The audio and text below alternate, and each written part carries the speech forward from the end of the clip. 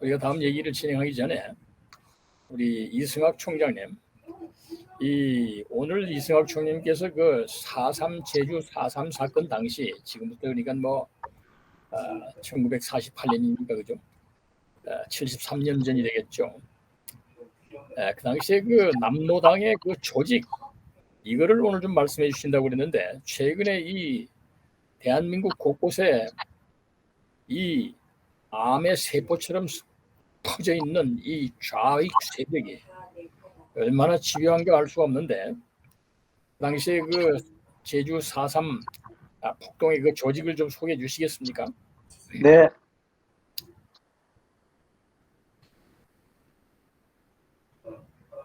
반갑습니다. 저는 제주 4.3 진실규명도민연대 사무총장 이승학입니다.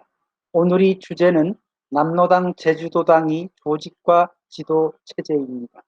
제주 4.3 사건을 이해하기 위해서는 남로당 제주도당의 조직과 지도 체제를 살펴보아야 합니다. 남로당에서는 도제를 인정하지 않았기 때문에 제주도당은 전남도당이 하부 조직으로서 위원회의 체제로 운영되고 있었습니다. 남로당 제주도 위원회는 위원장과 부위원장의 간부, 부장 등이 지휘분태,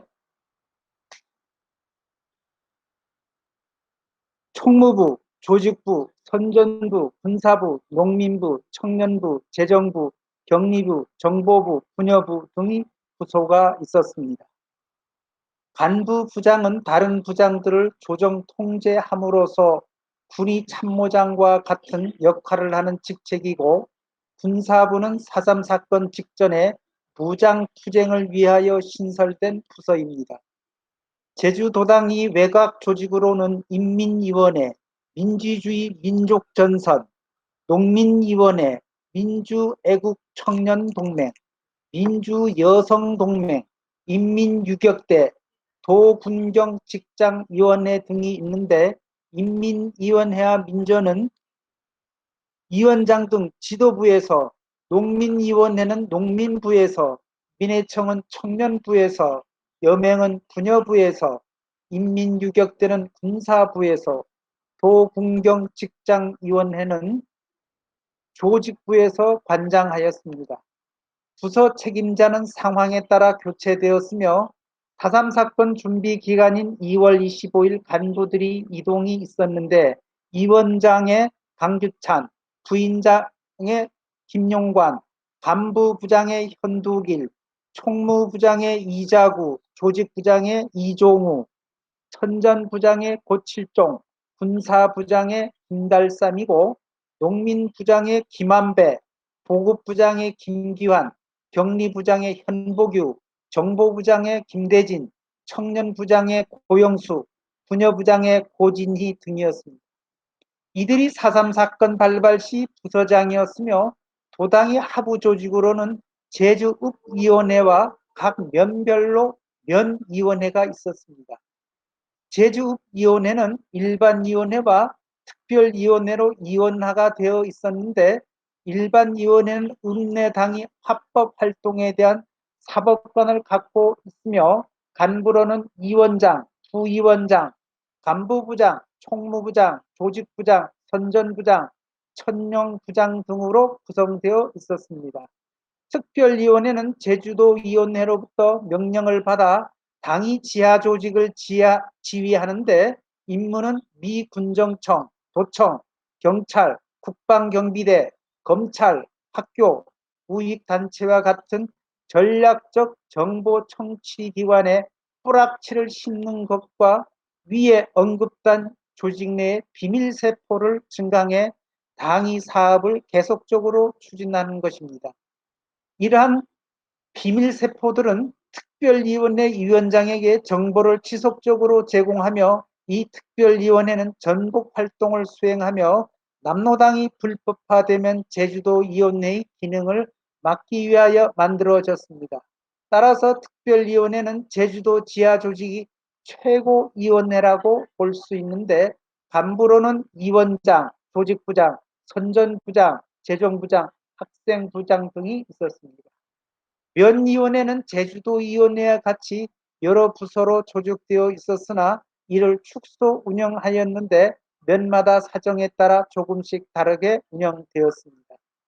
대정면당의 경우는 캐, 위원장, 조직부, 자위부, 총무부, 선전부가 있었고 주요 사항은 캐, 조직부책, 자위부책 등 3명이 결정했습니다.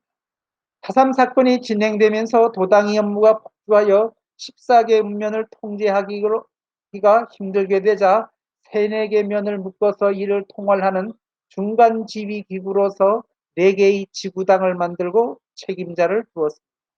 이러한 지구당 편성은 남로당 인민유격대가 4개 지대로 편성되는 계기가 되었으며 이는 통제 및 보급 지원 때문으로 보입니다. 그런데 이런 지구당은 군이 강경 토벌로 남로당 세력이 약화되면서 오래가지 못하고 소멸되었습니다. 각 마을에는 마을위원회가 조직되었는데 통상마을이 인민위원회로 불리었으며 인력이 부족시는 한 조직원이 여러 부서의 임무를 겸하기도 하였는데 최소한 위원장, 선전부장, 조직부장 등 3명이 조직군으로 구성되었습니다.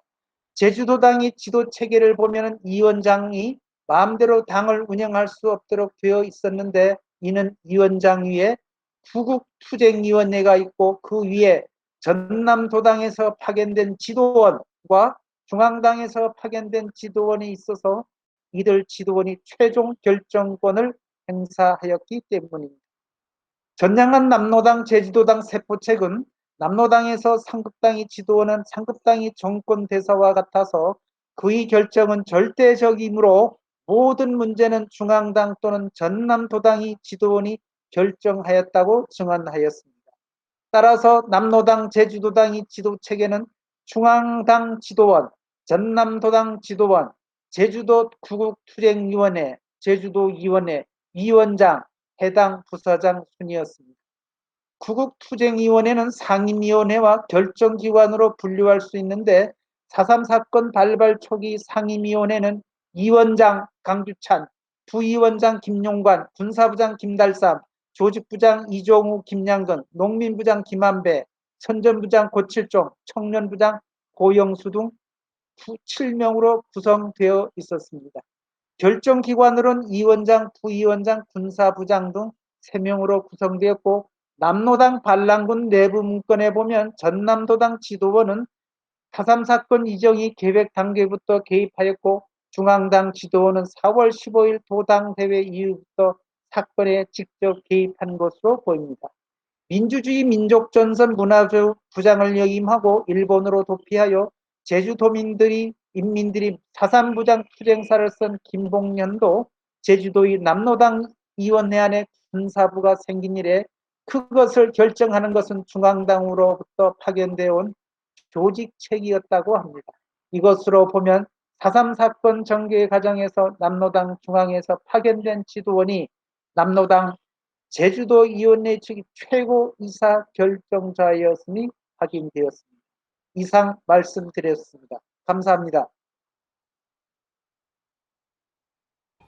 감사합니다. 우리 이승학 위원장님, 총장님, 73년 전 1948년 그 당시에 제주도를 장악하려고 하는 그 남로당의 그 조직인데 오늘날 이 대한민국의 모든 그 사회 질서 속에 스며들어 있는 이 무시무시한 이 좌익 종북 세력의 조직들, 문재인의 그 패거리들이 이런 유사한 조직을 가지고 각처에 침투하고 있다면 정말 소름이 끼치는데요. 우리 이승학 위원장님, 그 당시와 오늘의 이 좌익들의 활동상을 보면서 조직적으로 볼 때 어떤 공통점은 없을까요? 공통점은 그 4.3 사건이 폭동과 지령은 남로당 중앙당이 지령하에 일어난 폭동과 반란이다. 그럼 제주도당에서 결정된 것은 아니고 남로당 중앙당에서 지령을 내렸다.